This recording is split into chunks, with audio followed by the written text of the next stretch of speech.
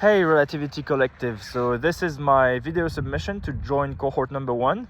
I'll try and answer your questions as briefly and concisely as I can, because I'm sure you have many submissions to review. And yeah, hopefully I can join you guys in a few weeks' time.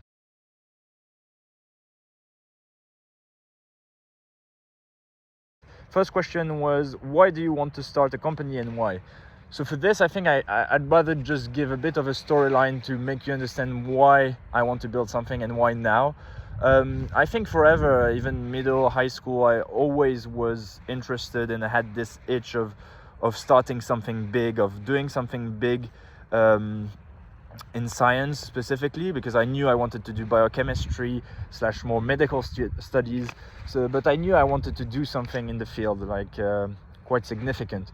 So at the end of high school, which I did in France, I was still working very hard, so didn't really focused on a specific project, worked really hard in school to get into a good university at the time, went into Imperial College, and in Imperial College I think I figured that, so I went to biochemistry course in Imperial College, and I figured that even there quite a few people were not super interested in the science, and they were more doing it for the brand, and were talking about those things I didn't knew before about IB, banking.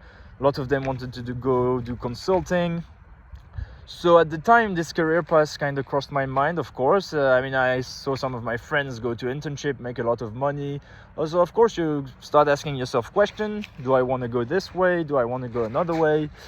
I think that was quick for me to think it sounded a bit boring. I'm not gonna lie. I thought those weren't kind of the type of jobs I went to university for.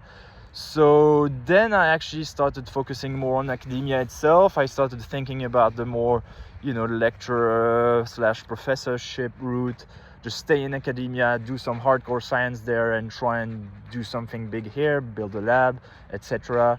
This was kind of more my vision at the end of my bachelor's in Imperial. So I carried on with the master's, and Imperial as well, and then still with this vision carried on applying to PhDs, went to Oxford, so that was 2.5 years ago now, and then I arrived in Oxford and things started to change here. So went into my PhD, still kind of academia focused, but then I was in Oxford, so I started hanging around with Oxford people, slowly starting to learn about this kind of entrepreneurship circle, entrepreneurship bubble that was in Oxford.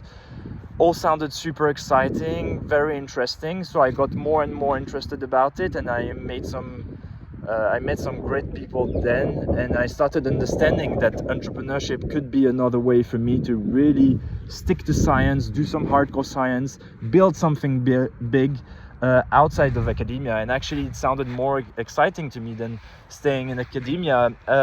One person I met that really changed my views were during a Oxford college dinner I went to in Brasenose, and I met Mina Bekit. We had great discussions. So Mina is CEO of Panacea Innovation, which is a venture fund here in Oxford, focusing on oncology, cardiology. We had a long talk, and he was really explaining his vision of trying to bridge the gap between academia and really translating science and the industry, and it just resonated with me so much. And so I actually started being a bit curious about venture capital at this point.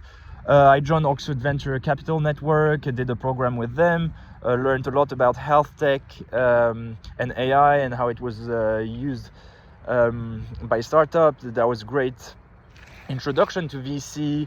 Carried on really setting myself in the entrepreneurship bubble in Oxford, started to work with the Oxford Founders Society, organizing events for them, and then those past, I say, 12 months, I actually started working with some of the startups, so more as a VC consultant / operation helper type thing for some biotech startups, and that was just truly amazing. I saw really how you can build something from nothing and make it your own, and it's been great, really great experience. And now I'm also running Oxford Founders Society, so I'm as a president, so I'm meeting a lot of people, super interesting founders, all with great ideas, all with great backgrounds. And it is just becoming now like fully clear to me that that's kind of what I want to do as well. I want to build something of my own. I'm lucky enough that I'm in a STEM field where I have a specific skill set and knowledge base where I can try and build a venture around that. And yeah, that's what I would really like to do right now, finishing my PhD and after my PhD. And also, yeah, I should say actually, it's becoming clear to me also again that this is kind of the only career path I want to do. Like we had a Tom Blomfield from YC give a talk a few weeks ago in Oxford, and again he said like the biggest risk you can take right now as PhD students is actually not to start a startup right now. And it just again resonated with me quite a lot, and I think he's completely right. I think right now is the perfect time. It's what I want to do, and there's no reason not to.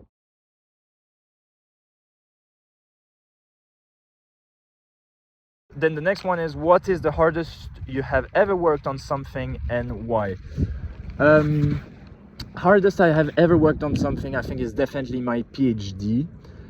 So why? I think there's two ways to see the why. Is why it was the hardest thing, and why did I work so hard on it. So why it was the hardest thing, or it is the hardest thing, but it was mostly at the beginning, because you constantly fail. I mean, until my PhD, you know, you do your degrees, you go to lectures, have exams, most of the time, because I worked very hard, being successful, and you're not really exposed to failure. And you come into the PhD trying to build stuff out of nothing. Again, it's like you're trying to create a project that don't exist. You're trying to start looking in things that have never been looked at before. So of course you fail, and you fail a lot, and that's hard. Like day after day, you're just in the lab, and 80% of the stuff you produce, you just bin it because it's no good. So it's tough. I mean, it's definitely a hard challenge. And why I kept doing it, I think for a multiplicity of things. First of all, for the challenge. I like the challenge, so I took it more as a challenge, and you know, stick with it, and things will come to fruition. And I think they're starting to do. But yeah, challenge, and always also belief. I mean,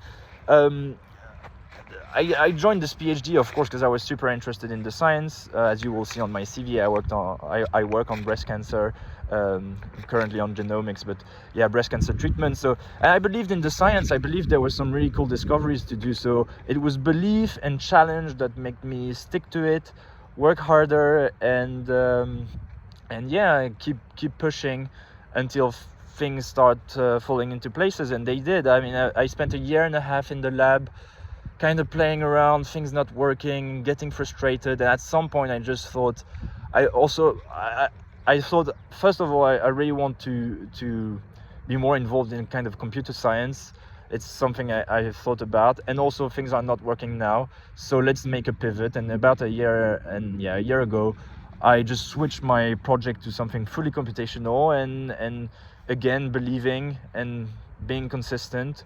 It seemed to have worked out. Now my PhD is going okay. I'm super happy about it, but it was really hard to get to that stage of being more comfortable in the PhD, for sure. So that's probably the hardest thing I had to work on during my whole life.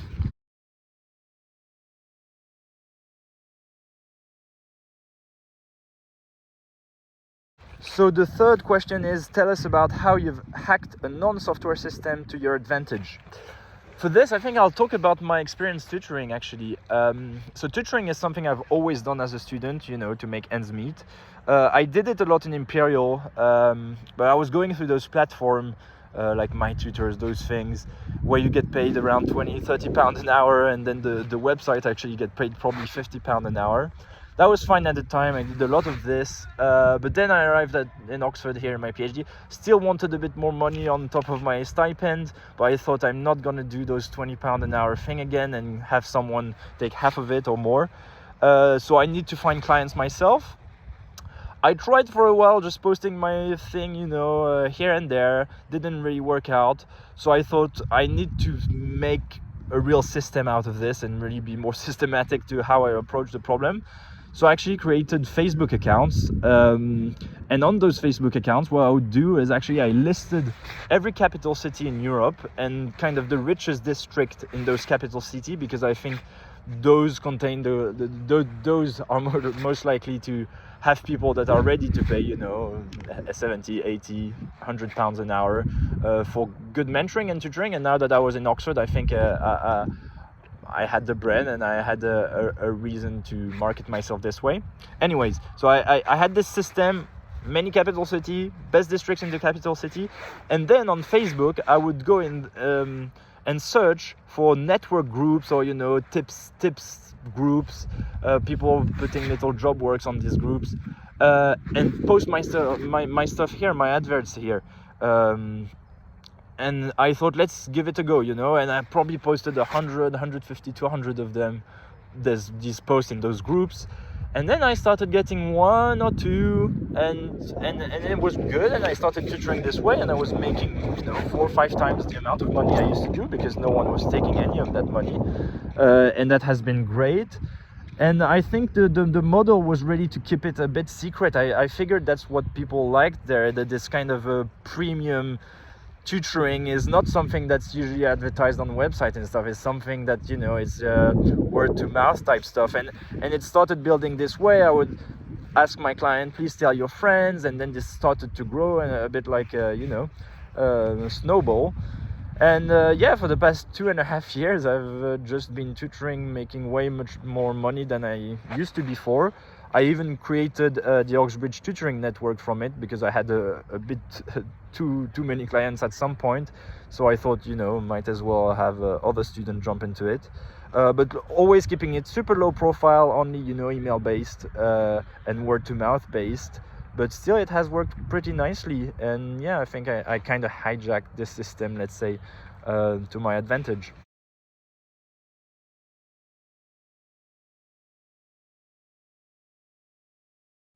So the last question is, how do you spend your free time? So again, I think we can ask it in 2 ways, in terms of free time outside my PhD and my project, and then free time outside of any career related stuff. So first of all, my free time outside of my PhD project is mostly spent actually now, trying to take part in building a stronger entrepreneurial community here in Oxford. As I said before, I'm now running the Oxford Founders Society, and this has been a great experience, and it's been great because it has given me a platform for me to kind of play around with and experiment stuff within. So I've been organizing events now, focusing a lot on life science, biotech, because that's what I love, and I think quite a lot of other students seem to love them. I'm also, I think I've mentioned, working with some startups specifically. It's been great as well. I mean, is basically they're trying to prepare for fundraising, so I'm helping them, do some due diligence. They work on something that's very closely related to my PhD, so I help them also, thinking about the science and how to frame it in terms of business. It's super rewarding for me. I mean, I'm learning so much with them, and hopefully I help them out a bit. Hopefully I can provide some good work. So that has been taking most of my time. And now in terms of free time that when I do stuff that is completely not career related, I mean, most of it is spent with my loved ones, really. If I have free weekends, I'll try and go spend it with friends or family.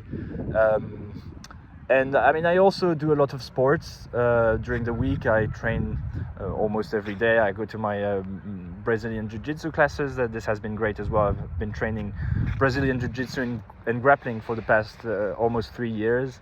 It's been, again, great way to integrate in the community and really be part of something, and also grow myself, in terms of a person, and in terms of fulfillment as well. I think it's been a really good way to get out of my head and have a clear your mind after a long day of work. Has been great. I also try and skateboard when I can. It's something I used to do a lot with my brother back in a few years ago. Now I have less and less time to do that, but that's also something I love to do in my free time. And yeah, that's basically it. So I really look forward to your response, and I really potentially look forward to joining some like-minded people and start thinking about building something big together. Thank you.